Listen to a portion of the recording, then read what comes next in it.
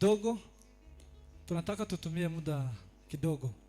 Kwa hivyo wale wako karibu na nyinyi wajaribu waendelee kuwatafsiria, waelezee nini kinaendelea. Asante sana.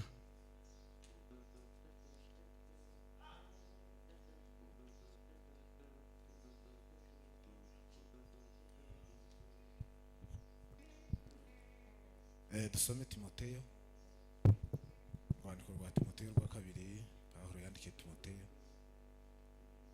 ibice 8. Agira umfasha gusoma.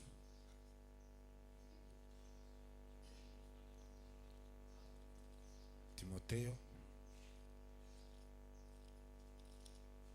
wa kabiri, ibice 2:8. Ahantu dusanzwe tumenyereye cyane.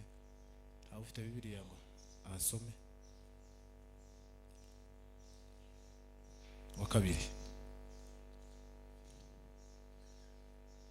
ibice 2:8.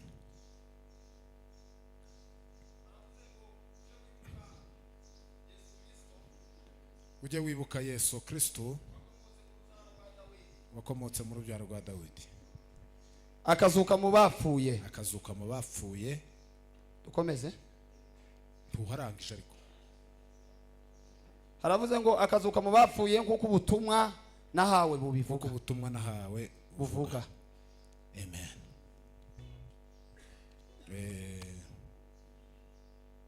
Ujye wibuka Yesu Kristo wakomotse mu rubyaro rwa Dawidi, akazuka mu bapfuye kuko ubutumwa nahawe buvuga. Noneho hari ikintu nibajije kuri uyu murongo. Ujye wibuka Yesu Kristo wakomotse mu rubyaro rwa Dawudi, yarangiza akongera kandi akazuka. Iyi niyo itavuga. Ujye wibuka Yesu Kristo wakomotse mu rubyaro rwa Dawudi, akazuka mu bapfuye kuko ubutumwa nahawe buvuga. Uyu murongo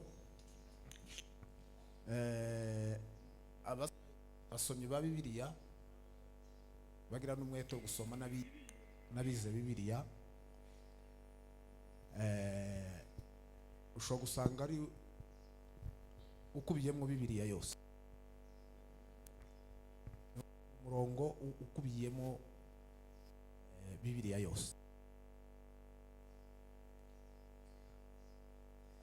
Yesu gukomoka kwa Dawudi, hanyuma no kuzuka mu bapfuye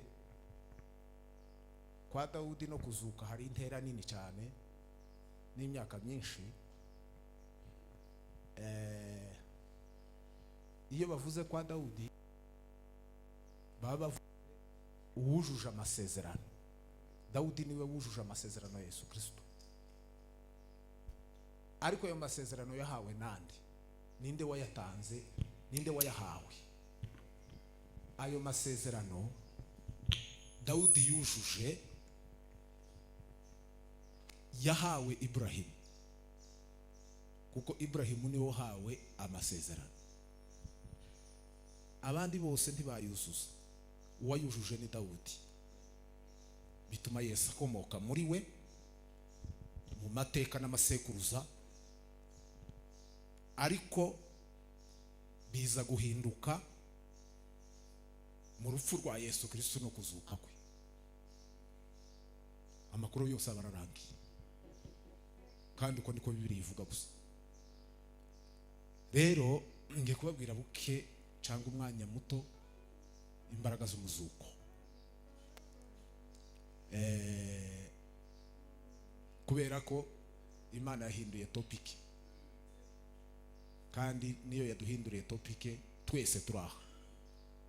Twari twarateguye ibindi hano byinshi kubera impamvu z'igiterane, hanyuma Imana ihindura amatopic rero. Ubwo rero topic rero imwe ya mbere yahinduye niyi, imbaraga z'umuzuko. kubera impamvu turimo twese hano zisa naho zigoye kandi zigomba kuganirizwa iri jambo. Pole cyane, Imana bakomeze. Miryango, bavandimwe, inshuti, abaturanyi ndetse n'umuryango we bwite, umugabo ko mbasha kumumenya. Okay, sawa. Bonye munsi, pole cyane. Imana kwihanganisha, Imana gukomeze cyane. Kandi ndizera ko watangiye gukomera. Ngeze muno mbona ko muraririmba, numva kera ikirere hari ukuntu cyahindutse. Imana ibahumugisha bamaze kuririmba. None rero natinze kubera bari bampaye saa 9 nyine niyo yari integereje, ariko bituma nyine batubwira dusa naho mwatangiye kare.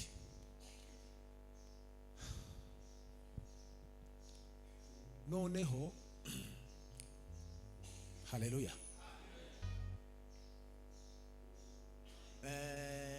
Dufite ikintu gikomeye cyo kuganira, imbaraga z'umuzuko. Iyo bavuze umuzuko baba bavuze ibyiringiro, kubera ko nta byiringiro nta muzuko. Iyo hari umuzuko haba hari ibyiringiro, kandi ibyiringiro byacu ni Yesu wapfuye akazuka. Ni naho Bibiliya yavuze ngo nkuko ubutumwa nahawe bugira gute buvuga. Ni ukuvuga ngo ubutumwa bwose iyo buva bukaje, uhereye mu itangiro ukageza mu byahishuwe, bwose buvuga Yesu uzaza nk'isezerano, agapfa kandi akazuka. Kuzuka kukaba finale. Mu yandi magambo, nta kuzuka nta butumwa buhari. Ni ukuvuga ngo nta muzuko ntitugomba kubwiriza. Pawulo yaravuze ngo niba Kristo atarazutse, ngo ubutumwa tuvuga n'ubusa. Ndetse aravuga ngo niba Kristo atarazutse, ngo no kwizera kwacu niki musa. Aravuga ndetse ngo niba Kristo atarazutse, ngo twebwe ngo tuba tuhagaze ahangaha turiko tuvuga Imana ko ari nyabinyoma. Ariko impamvu duhagarara ahangaha tukavuga Imana neza, impamvu ibishimangira nuko Yesu yazutse. Imana icubahiro. Haleluya. Kandi ngo niba Kristo atarazutse, asifiwe, ngo turacari mu byaha na bugingo n'ubu. Ariko ngo Mariya yamavuga ngo ariko none Kristo yarazutse, ngo niwe mugano wabagize gute nuko. Ubundi mu yandi magambo y'Bibiliya yose mubona havuye mu ijambo kuzuka, Bibiliya ntiyakongera kwitwa Bibiliya, yahinduka journal tugasoma uwo munsi tugahararuka. Impamvu sa tuyisoma ikaryoha none ikongera ikaryoha ejo bundi, nuko gusirimo umuzuko. Turashima ko Yesu yazutse. Zamuri Imana icubahiro. Yaramfiriye njyewe nawe kubw'ibyaha byanje nawe, yaramfiriye abantu bose, yaramfiriye yewe nawe kubw'ibyaha byanje nawe, yaramfiriye abantu bose. Abarinzi mufite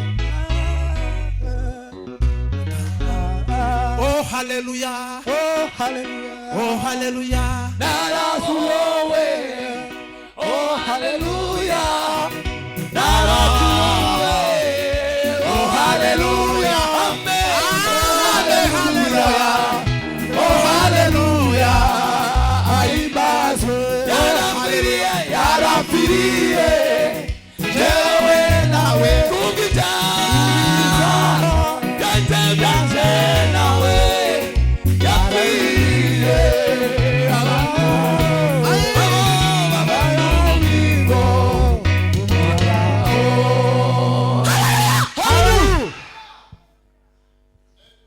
turashima Imana ko turiko duhamya kuzuka.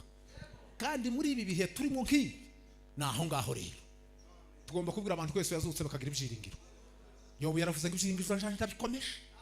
Duhe Imana icubahiro. Haleluya. Haleluya. Haleluya. Uvuga ngo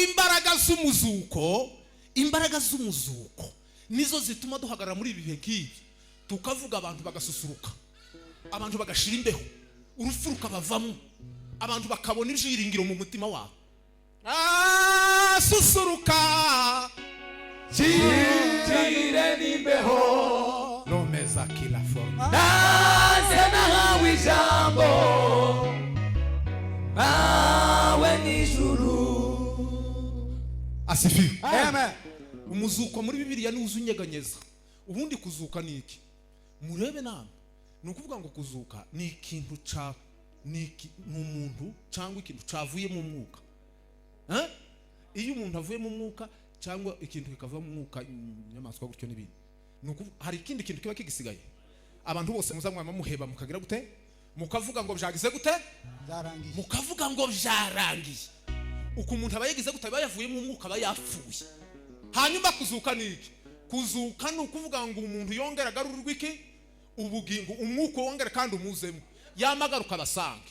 Niba hari haleluya, niba hari ikintu mwisi cyayobeye isi kiyobera na Satani, ni ikintu kimwe, ni ukuntu umuntu azuka.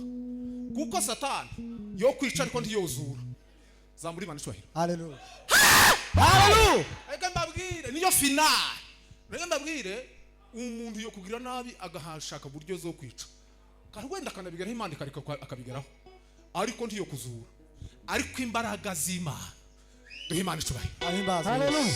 Asifiwe. Haleluya. Imbaraga z'Imana zazigira gute? Ziza zizura. Naho ngaho rero, naho ibintu bitandukaniye n'ibindi, turashima Imana kuko umuzuko wabayeho. Ese kwitabaho tuba tuvuga ko mu mwanya umubyeyi k'uyu nguyu usize abana n'umugabo, nk'ubu ngubu tutatwica hano tuba tuvuga iki? Ariko impamvu zo kubivuga nuko Kristo yazutse. Asifiwe. Amen. Kandi umuzuko uzunyeganyeza. Umuzuko n'imbaraga zazinyeganyeza, no muri Bibiliya zaranyeganyeje. Muri Bibiliya niba hari ikintu canyeganyeje isi, abantu bose bakareba bakavuga bati ibi bintu ntitubishoboye, ibi bintu ndibjokunda. Ikintu canyeganyeje isi mwisi nyine ni umuzuko. Haleluya. Rero hari imizuko 10 muri Bibiliya yanyeganyeje isi, ariko hari duhe Imana icubahiro. Umuzuko wa mbere duhe Imana icubahiro. Haleluya. Muzogende mubaze ko hari umuntu ari umufumu, ari umukonikoni, ari iki, ntibashobora kuzura umuntu. Ariko dore umuzuko abantu barazutse hano muri Bibiliya. Uwa mbere wazuye umuntu ni Eliya. Niwo muzuko wa mbere. Eliya ntiyazuye umwana w'Itiro ni Sidoni kuri wa mugore w'umfakazi. Asifiwe. Eliya yaragiye ararayo, nako yaragiye kuje kuko yaravuye iriya agiye Sidoni, Tiro ni Sidoni. Ageze yasanga umugore ati gafunde kandi kubitindaho kuko haraho ntinda bukeye. Haleluya. Haleluya. Eliya yasengeye agafu ntikagira gute? Ntikashira. Ariko wa mugore muzi ibyo yatekerezaga, kuko iwabo batasengaga Imana, bari mu bakonikoni n'abapfumu. Iwe yaravugaga ngo uyu mugabo ni umupfumu n'umukonikoni ukomeye, akamwizerera muri ubwo buryo. Ariko noneho bukeye kugira ngo yizere Imana, uwo mugore ni iki? Kugira ngo yizere Imana ni umunsi uwo mugore umwana yapfuye. Umwana ngo apfuye, amavuga ngo waje hano kunteza ibyago, umwana waje arapfuye. Eliya ntamusengeye ngo amusengere arazuka. Wa mugore yavuze iki? Yaravuze ngo menye neza ko uyu mugabo ari mu Imana. Yego. Haleluya. Haleluya. Umugore ni wagiye atanga. Yesu yarabivuze ngo bitangaza byakorera Kapernaum, ngo iyo bikorerwa Tiro ni Sidoni, ngo abantu babaragize gute? Ngo babaremeye. Muzuko wa kabiri ni umuzuko Elisa yazuye wa mwana w'umushunemu-kazi. Ndagira ngo wa mwana yari yapfuye, yari yapfuye ntirajarangiye. Wa mugore agira ibyiringiro, aravuga ngo tuje gushaka Elisa. Aragenda aje kumushaka iyari, aramuzana. Elisa atuma umugore wiwe ati ngiyi ngo nirukanke. Wa mugore ati sinjana Gehazi. Gehazi se yozura umuntu? Umwuka wo kuzura ntawe afite.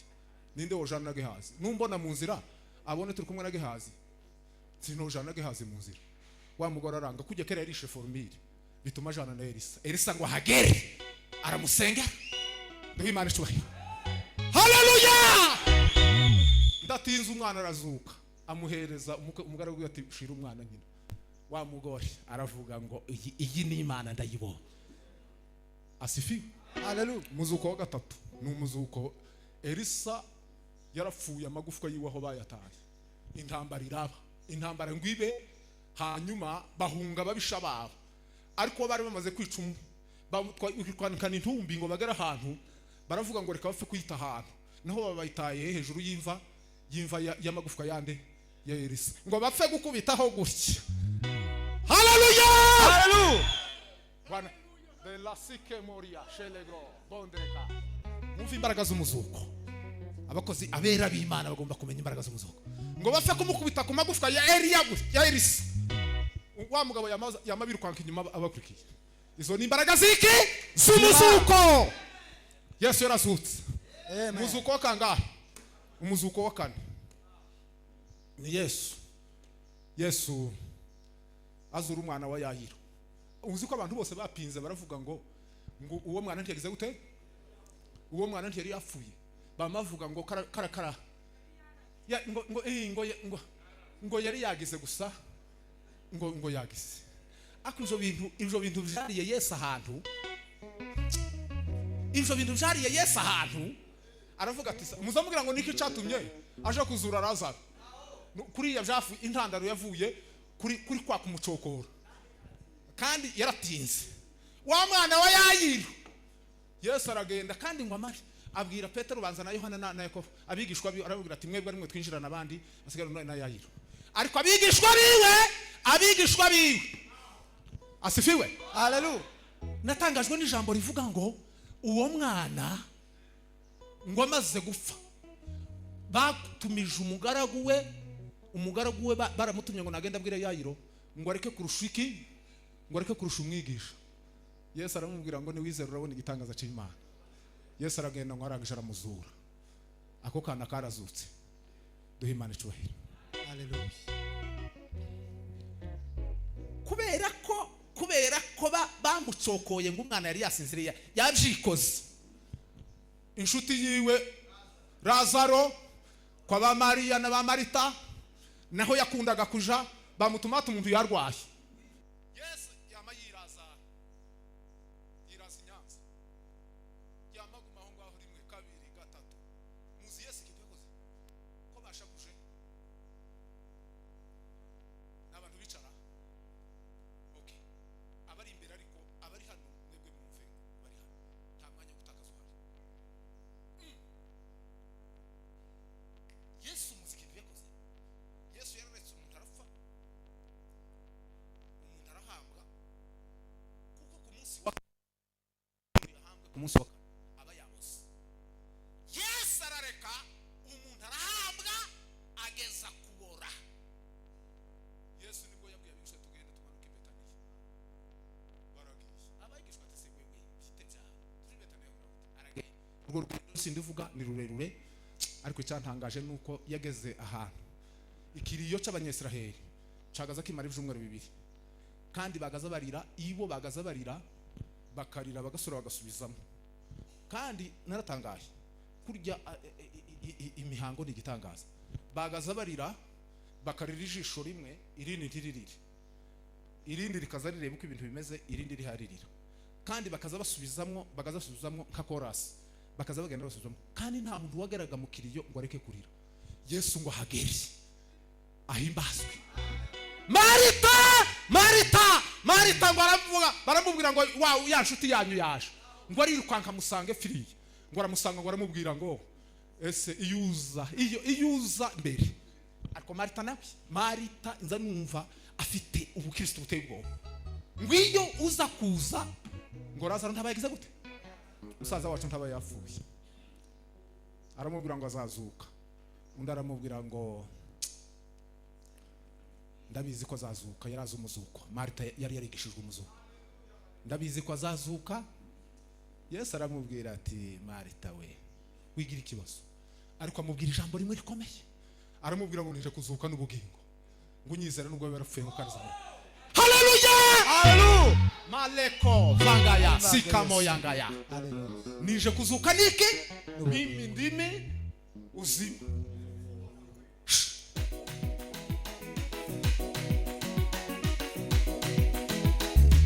nije kuzuka n'ubugingo. Unyizera nubwo yarapfuye azongera kandi agira gute? Azongera kandi abeho. Yesu agira gute? Yesu arababwira ngo muje kunyereka aho yaguye. Baragenda baja bagenda. Tudatinze agira gute? Yarabahamagaye ngo Lazaro. Lazaro agira gute? Kanguka. Gitabo kimwe cya commentaire nasomye ngo yarazutse ngo abantu bose bakizwa n'amaguru bariruka. Ngo hasigaye gusa Marita na Maria na Yesu na Lazaro nibo basigaye aho ngaho. Duhe Imana icyubahiro. Haleluya. Muzuko kangahe? Muzuko gatanu. Yesu azura umwana w'umupfakazi w'i Nayini. Yari afite umwana umwe, akuye umwana nawe yarantangaje. Yesu ngo anyura hariya mu mudugudu w'i Nayini, ngo agereyo asanga barikoreye ikiriba bagiye guhamba. Kandi ico gihe bajanaga umuntu, aho bajanaga umuntu kumuhamba babanzaga yanyuraga mu gace kitwa ngo ni Andoro. Andoro hari ahantu bagomba kubanza kumutega amapepo kugira ngo abone kuja guhambwa. Muraho neza? Yesu yabateze bataragera aho hantu. Za muri Imana ico ndababwira imbaraga z'umuzuko. None ngo Yesu agageza aho ngaho. Ico yakoze gusa ni ikibarya bikoreye ikiriba, ariko imbaraga z'umuzuko ni gitanga. Yesu ni gitanga. Ico yakoze gusa ni Yesu ngo yamyage baryaga bikoreye ikiriba. Ni bari gipoyo, ni bari isanduku, tuvuge isanduku. Yesu ngo agira ate? Yesu ngo yaravuga mushire hasi. Ni muture hasi. Yagikoze gusa ni muture hasi. Bamaze kugitura hasi, arabanza areba nyina. Aramubwira ngo mama humura. Arabanza aramuhumuriza. Yesu yarazutse. Ahimbaza umwami Yesu. Amen. Arangije wa mwana agira gute? Aramuzura. Ariko murabona abantu kandi cyari kirongo cy'abantu. Ariko Yesu agira gute? Ubwo bahise basubira mu muhana, ndagira ngo indirimbo zararirimbwe. Buryo Yesu yariko ashaka kwerekanisha imbaraga z'umuzuko zanyeganyeze. Asifiwe. Haleluya. Umuzuko kangahe? Umuzuko karindwi. Ahimbazwe Yesu. Duhe Imana icyubahiro. Haleluya. Petero azura Tabita. Tabita ararwara, Tabita arapfa. Ngo amare gupfa barashaka baravuga ati si umuntu wadukoreye ibintu ninde. Batuma kuri nde? Kuri Petero. Ngo bamutumaho bararaza. Naratangaye. Ngo baraza ngo baramubwira ngo ngaho icyo bakoze gusa ngo bariko bamwereka imirimo. Amakanzu niki? Amakanzu y'abafakazi. Musome izindi Bibiliya nazo gusangamo harimo n'amakoti, kuko abafakazi hari abafakazi b'abagabo, hari n'abafakazi y'iki. Musome Bibiliya ijambo ry'iki y'Imana mureso ngo abafaka, nukuvuga ngo harimo abafakazi buryo bubira aho ngaho. Noneho ngo bose uwo mugore yarafite imirimo iteye ubwoba, ariko ngo bahagere ngo barayimwereka ngo reba Petero ngo aragenda aho bamushize. Asifiwe. Amen. Ahimbaza. Haleluya. Haleluya. Aramusengera agira gute? Arazuka. Aramubagarurira. Umuzuko kangahe? Wa munani. Pahora azura utuko yari yaje mu gitaramo ariko atakirimo. Yari yaje kuko kurebera. Kandi Pahoro we ntiyabwirizaga iminota 50. Kingi bampaye. Pahoro yabwirizaga saa 2 za mugoroba akarangiza saa 2 za mu gitondo. Nukuvuga ngo iwi ijambo akopa niwe agazubwiza amasaha menshi, ariko hoboneka Pahoro bunyine hosigara bakeya mu kanisa. Rero nta hosigara uhawe uvuga gusa. Saa 2 za mu gitondo akageza saa arabwirizaga wa mugabo we hejuru ngo agire gutya bagize ate? Arasinzi kuri yari yasinziriye. Arasinzira. None natekereje ukuntu kera tukiri batoya aho twari dutoye. Twari nyine twari batoya ariko twari abasore. Ukuntu twagaza duhanuka mu kanisa. Wagazo cyo habaga nko tutebe tudaraza duto. None mukaja mu kanisa nyine mutaririmo mukicara umuvuga utumwa atangira kubwiriza. Kubera mwiriwe no mu miruho. Ariko abasore nyine twagaza duhanuka, ariko hari nabandi ntavuze nabo bagaza bahanuka. Mukumva nko mu gice cyahariye mukumva ngo gigi umuntu akabayikubisa hasi bariko, ariko mwebwe wanyu ntabahanutse. Barahanutse ndabizi. Imiruho yari ikomeye cyane.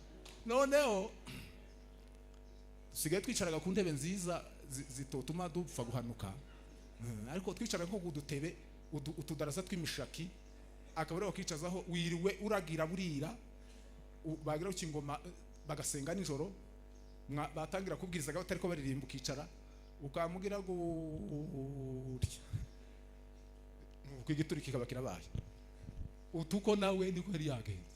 Umuntu uhanutse ari hejuru ku etaje yamahanuka ngo ahanuke pahora ijambo yasaze ari mu kirere, utuko barahanutse barapfuye, afira hehe mu gitaramo. Petero Pahoro nako duhimana cyane imbaraga z'umuzuko. Pahoro ngo agira ate, Pahoro ngo ari yirukanka amuhagararaho ngo amuhagarareho kubera imbaraga z'umuzuko n'ibyiringiro yari afite, ngo abwira abantu ni muceceke ngo ubugingo bwe buracamurima. Ubugingo bwanje burinzwe n'uwabupfiriye urwima. Pahoro ngo arote aramusengera azuka, igitaramo kirakomeza. Ndagira ngo murabone kuko cyakomeje cyari gifite imbaraga nyinshi. Uko se yasuye kuza kurebera uko yinjiye mu gitaramo neza, umuntu wari uzutse zamuri Imana icyubahiro. Umuzuko wa cyenda ni umuzuko wa Yesu Kristo, umunsi yageze leta vari yakesha. Mureke mbavugeho bukeya, niho navuze nti nundi wa 10 dutegereje uzabaho. Ubu ndashinganye ngenda n'amahoro, ubugingo bwanjye burinzwe n'uwabupfiriye. Haleluya! Yesu yarazutse. Mu ntego zazanye Yesu ku isi, Yesu ntiyajeje kwambara amakoti n'amakaruvante kugira ngo abantu bamurebe bavuge ko ari shefu. Yesu yazanywe n'ibintu bibiri. Yesu yajeje gupfa, kugirwa nabi, gukubitwa no kugirwa nabi, aza no kuzuka. Imbaraga zamuzuye rero uwo munsi habaye ibintu bikomeye biteye ubwoba. Yesu bamagaje ku musaraba, habaye ibintu bitanu. Ikintu cya mbere cyabaye ageze ku musaraba, umwenda wari ukingirije ahera watabutse mu kangahe kabiri kugira ngo umuntu wese azigirira ahera. Ikindi cyakabaye ngo habaye igishitsi gikomeye kugira ngo ibintu byose byita ko bikomeye bimenye ko bitagikomeye. Ahimbaza! Ikintu cyabaye cya gatatu ngo ibitari byari bifundikiye imva z'abera, uhereye kuri ba Abeli ukageza kuri ba Yohana baciye ibihanga, ngo byose biramenagurika. Umva imbaraga ikoko ziraza, imbaraga z'umuzuko. Duhimana. Haleluya! Haleluya! Bwana sifiwe. Ahimazwe Yesu. Jama bimeneka gusabira meneka, ibyabaye cya kane zamuri Imana cyubahiro. Ngo z'umwuka kwinjira mu mibiri y'abera, ngo bose batangira kugira gute, imibiri iraterana, inyama ziraza, ngo barazuka. Ariko ntibazuka ngo baje hejuru, ngo barazuka stand by bose mu kuzimu. Bari barindiriye ko Yesu azagira gute, Yesu azavuza ifirimbi bakazuka. Amaze ngo Yesu arababwira ngo nimurindire gatoya muguma aho ngaho. Yapfuye kugera mu mvu, umunsi bamugejeje mu mva, ntiyamaze iminsi 3 kurya imirimo yari kwakora mu mva. Abigishwa nabo nako abakristo bose ukera kose ngo bari barindiriye mu mva z'abera aho ngaho bari ngo bari bategereje ifirimbi ngo ko Yesu agira gute. Uyu mugabo Yosefu yarabibonye, musomye w'Abaheburayo ubanza ari igice cya 10 mu murongo wa 20 n'akangaho ngaho na 7, yaravuze ngo Yosefu ngo kwizera ngo niko kwatumye ngo Yosefu ngo yumva abwirwa yerekwa ngo ibyo kuva ko abanyesiraheli mu Giputa, ngo ategeke ibyo amagufwa ye, bituma amagufwa ye aje guhambwa hehe iriya Yosuwa ni waguze isambu bagomba kumuhambamo. Hanyuma nawe yari kwabona ibyiringiro byo kuzazuka umunsi umwe mu gitondo kimwe. Hari gitondo Yesu azazuka nawe akazukana n'abera. Uwo munsi habaye ikintu cy'igitangaza, ngo bose baguma mu mva, ngo bagejeje mu gitondo mu rubungabungo. Asifi marayika ngo aramanuka, marayika ngo amanutse, yamanukanye imbaraga zikomeye ziteye ubwoba, ngo afata cya gitarara k'ibirandura ngo acicaraho, ngo arangije ba bagabo bari baruzinze imva ya Yesu. Mwumva imbaraga z'umuzuko, ngo barinze imva ya Yesu, ngo bagira gute bikubita hasi ngo basana bahwereye.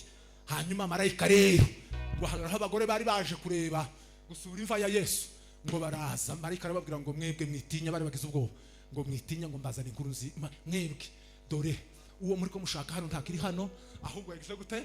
Yazutse. Nimwirukanga ahubwo muze murebe niba kirimo. Ngo baraza bararunguruka, ni yandirimbo bazavuga ngo hariho abahamya b'urupfu rwa Yesu, ngo nibo barungurutse mu mva, ngo bageremo basanga imva igize gute? Imyenda gusa yari muhambiriye, basanga nigira aho ngaho, ngo basohoka bariko birukanka, marayika arababwira ngo mugende mubwire abantu bose ko Yesu yagize gute? Yesu yazutse. Maze rero ngo barazuka, ngo bamaze kuzuka, ngo baboneka mu murwa, baraboneka mu murwa, abantu bari bakaza babona bakabamenya. Izo ni imbaraga ziki? Z'umuzuko wa Yesu Kristo. Umuzuko wa 10 ni umuzuko w'abera bose. Asifiwe. Asifiwe. Asifiwe. Ni umuzuko dutegereje.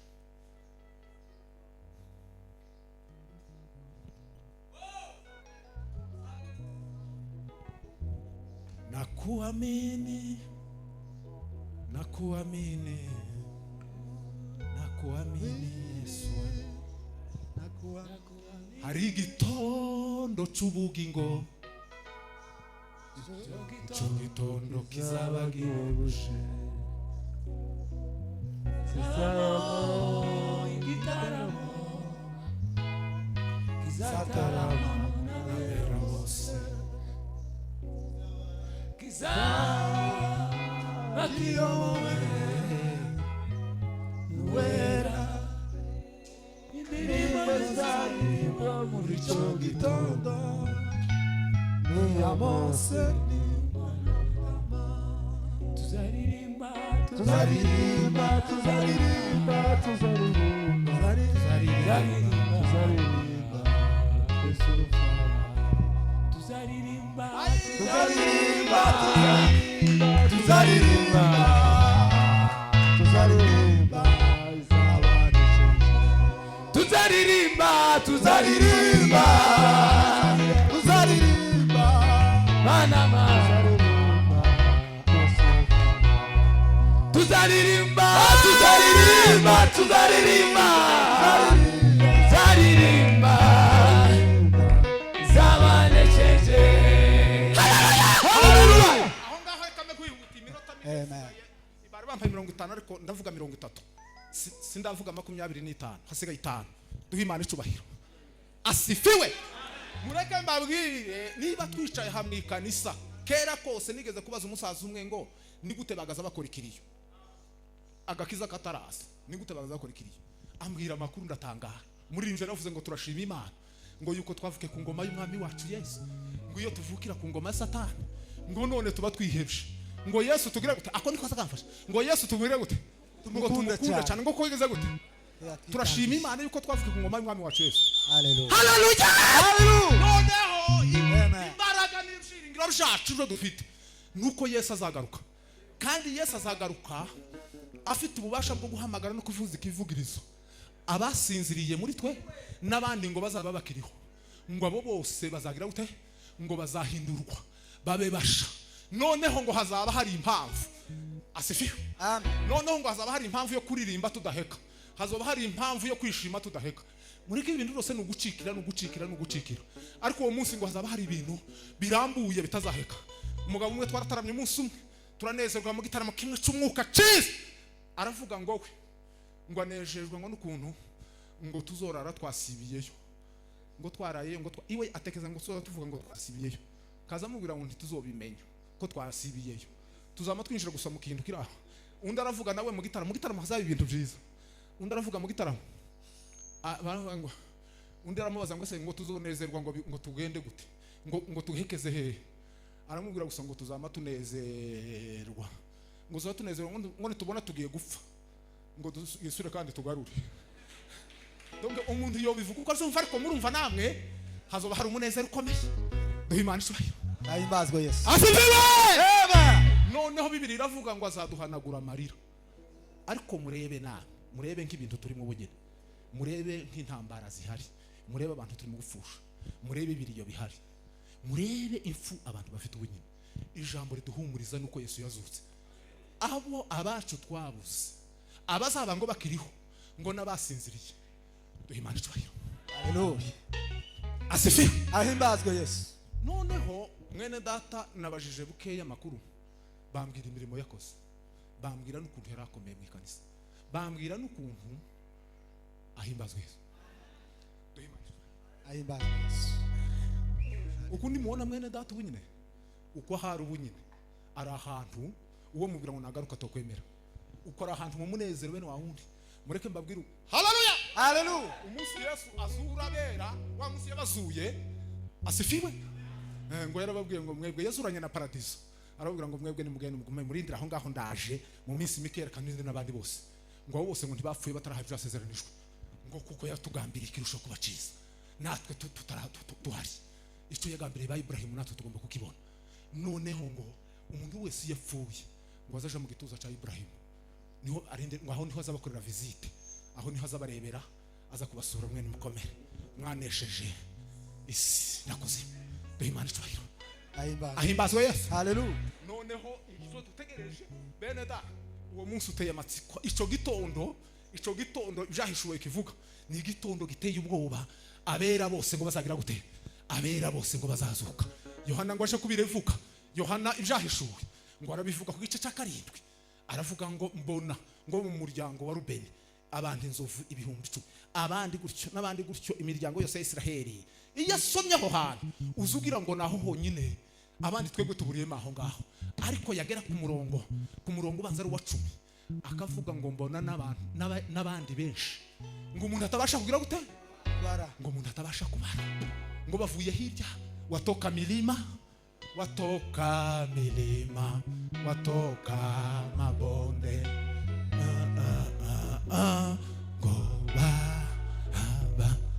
go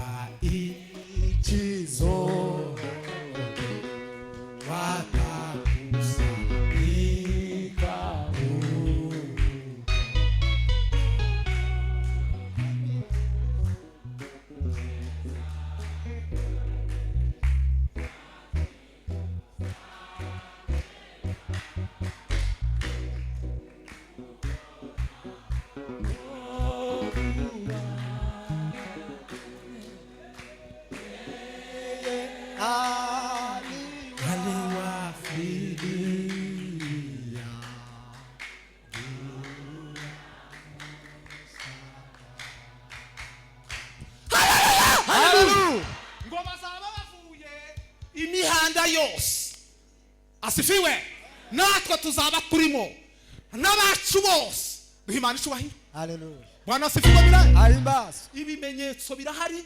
Umunsi abantu bapfa bavuye Kabera bagwa hariya kuri Rusizi. Hari umuntu wambwiye ngo umunsi bapfa ngo abasirikare b'abanyarwanda bari hano ku Kamanyiro hano hariya mu Bugarama, ngo bumvise indirimbo mu kirere. No barazumvise ngo amajwi mu kirere, ndetse ngo bakumva n'ingoma. Ngira ngo hari n'abandi bagabo bigeze gupfa kuri Kirumba, nabo ngira ngo hari ingoma zavuze. Duhimana icubahiro. Oh, haleluya, haleluya. Hari umukecuru witavye Imana ubushize ahandi wacu twari dutuye, yarataragera mu mujyi, ariko ngo atangira kubwira abantu ati siko ndiko ndeba kabona hari umurwa, ko mbaye mbona umurwa wera mpanje kushama. Asifiwe sa.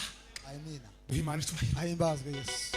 Nahimbazwe Yesu. Haleluya. Ati kandi ko ndabona abantu baje kuntega, ati bambaye imyenda y'imyeru cyane, ati ndetse bari ku mafarashi y'imyeru, ati ndasa n'ugiye.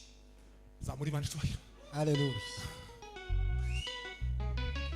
Hari umugabo w'umubembe ngo umugabo w'umubembe yari umukristo cyane, niza numva Serenda hayamuvuga ngo ni Rubinda, ngo yari umukristo w'umubembe ngira ngo cyane, yagaza yari umuvuga butumwa nyine ugenda ahantu hose, iwabo banza hari kabambari noneho mu mibunda kwiruru hariya ari mwivuga butumwa ngo abwira abantu ngo nimugende muje kugura amashuka ati ko ndabona ko nzapfa sinibutse umunsi ariko ni kuwa gatanu kuwa mbere ati nimugende muje kugura amashuka abagabo batese uyu mugabo ameze gute karavuga ngo azapfa ngo nibaje kugura amashuka umugabo umwe w'umunyabyinshi yamavuga ati mureke nje kuyagura mureke nje kuyagura ati nadapfa zombona aje kuyagura mwabo kugira gute uwo kuvuga ngo ndebe ariko aravuga ngo azapfa nadapfa zombona aje mu kazi rimwe kuyagura niba ari mu kazi rimwe niba rya sinza aho yagiye kuyagura aragenda arayazana ngo ahagere ngo habe gucya mu kagoroba ngo yamayumva gusa ishushira atwo numva nsa n'ushushira shushirwa nyina basa n'ugiye hasi abantu baramureba nyine ariko ngo amaravuga aya magambo ngo aravuga ngo asifi amen ngo abona ngo uruzi ruri imbere yiwe ngo arabaza ngo je ngo apa ni salamabila ngo ama abona ngo uruzi niba ari kama yarabonye ifata isalamabila rwama je ngo apa ni salamabila ngo ama ngo agire gutya mu kanya gatoya ngo yamatera intambwe yamavuga ngo mbinguni inchi yako. Hallelujah. Yes. Hallelujah. Noneho bufite ibyiringiro buriya Yesu ikintu yakoze gikomeye giteye ubwoba gitomba gutuma ibyiringiro ni ukuvuga ngo yakoze ibintu byose arangije afata rupfu na kuzimu arangije arabimara. Bibiri iravuga ngo maranishe imibabaro kubwira niki aya magambo. Bibiri yatubwiye ngo mujye mwibuka Yesu Kristo wakomotse mu rwa Dawudi ngo akazuka mu bapfuye ngo nguko ubutumwa nahabwira gute. Pawulo arabjandika aravuga ngo ndabasabira ngo kugira ngo Imana y'umwami wacu Yesu Kristo ngo ibaho umwuka w'ubwenge no gushurirwa ngo bitume muyimenya ngo amaso y'imitima yanyu ngo abone uko weza ngo bijo mwiringizwa neza gute niyabahamagaye ngo mumenye n'ubwinshi bw'imbaraga zayo ngo butagira akagero ngo iziha twebwe abizeye ngo izo yakoreye muri Kristo Yesu.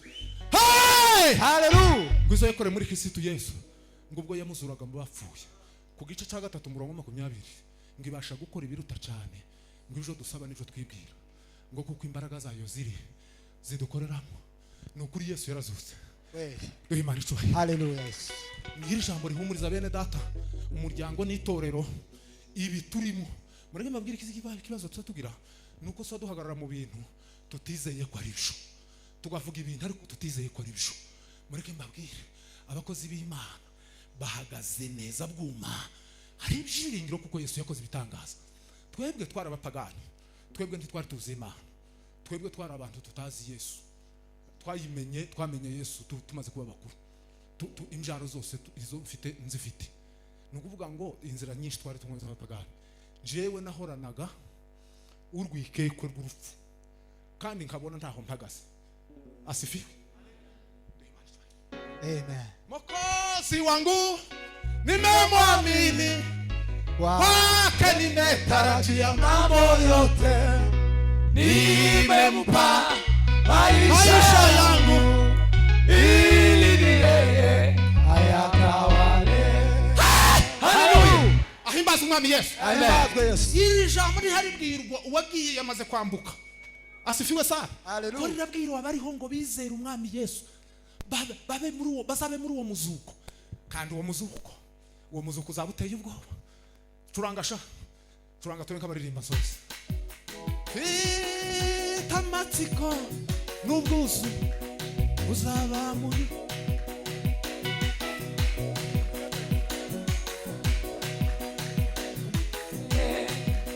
Senta baririmba. Turanga. Yes. Tamatsiko n'ubwuzu bwo kuzaba muri ico gitaramo. Zabona Yesu bwa mbere intwari zanesheje isi. Abo bose barize kwizera kwabo nimabona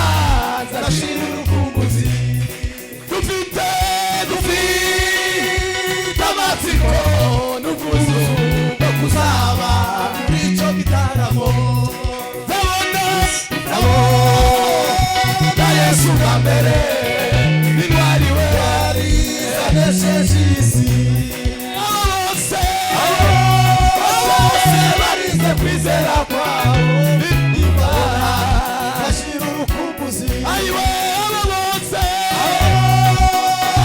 barize kwizera kwabo babona gashira urukumbuzi tuzaririmba tuzaririmba tuzaririmba tuzaririmba Yesu faya bana wetu tuzaririmba tuzaririmba tuzaririmba tuzaririmba bana bana bana ayo wetu tuzaririmba tuzaririmba tuzaririmba tuzaririmba Yesu faya ayo wetu tuzaririmba tuzaririmba tuzaririmba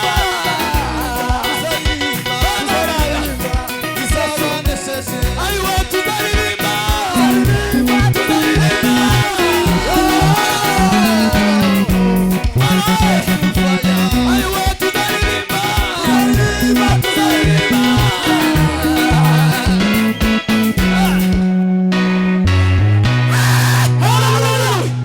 ahimbazwe Yesu Hosana Hosana Hosana ashimuje muri iryo zina ry'umwana w'intama Hosana Hosana Hosana ashimuje muri iryo zina ry'umwana w'intama Hosana Hosana Hosana Hosana ashimuje muri iryo zina ry'umwana w'intama Hosana Hosana Hosana Hosana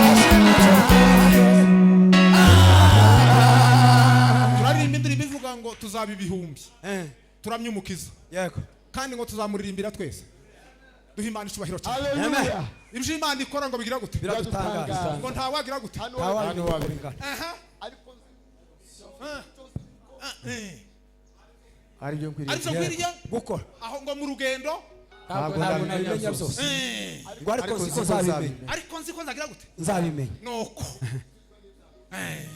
ngo niko kitugira gute turizwa n'ibyago biriho kandi ari igihe gitoya niyo ndirimbo tugiye kuririmba dusoze mukomere mujiringiro mukomere Yesu yarazutse haleluya Yesu yafashe ibintu byose arabirangiza haleluya turashima Imana ngo hahirwa abafafira umwuka nawe ngo arikiriza ngo yewe turashima Imana ko bene data badusize ariko